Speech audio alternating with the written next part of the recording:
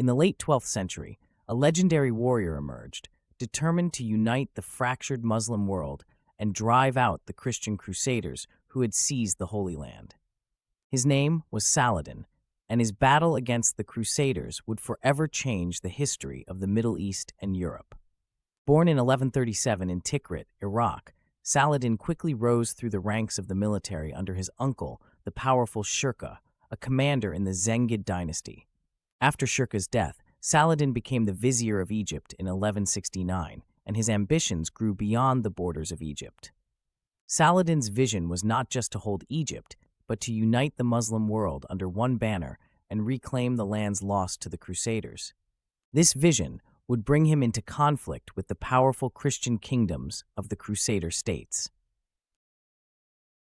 By the time Saladin came to power, the Crusaders had firmly established themselves in the Holy Land, with Jerusalem as the crown jewel of their conquests. The Kingdom of Jerusalem, the County of Tripoli, and the Principality of Antioch were major Christian strongholds. After years of diplomacy and some smaller clashes, Saladin's forces began launching attacks on the Crusader states, aiming to weaken their hold on the region and create a path to the ultimate prize, Jerusalem. In 1187, Saladin faced the Crusaders in what would become the most decisive battle of his career, the Battle of Hattin. The Crusader army, led by King Guy of Jerusalem, was on its way to relieve the Crusader stronghold of Tiberias, which Saladin had laid siege to. The Crusaders, exhausted and parched by the harsh desert, were lured into a trap by Saladin's brilliant strategy. On the Battle of Hattin's scorching plains, the Crusader knights were surrounded and decimated by Saladin's forces. Saladin's victory at Hattin was a turning point in the war. King Guy and other Crusader leaders were captured, and the Crusaders lost much of their strength in the region. Saladin's forces marched on Jerusalem with the Crusaders now vulnerable and fragmented.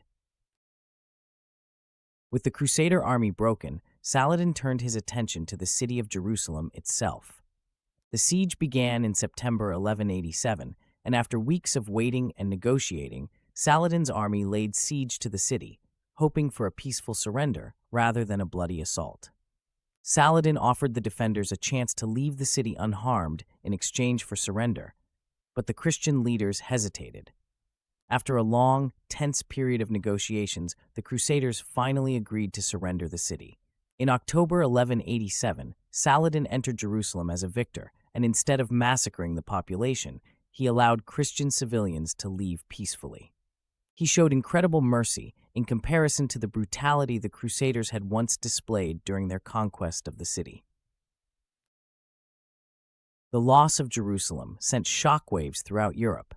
To retake the Holy City, the Third Crusade was launched in 1189, led by some of the most powerful European monarchs, Richard the Lionheart of England, Philip II of France, and the Holy Roman Emperor Frederick I.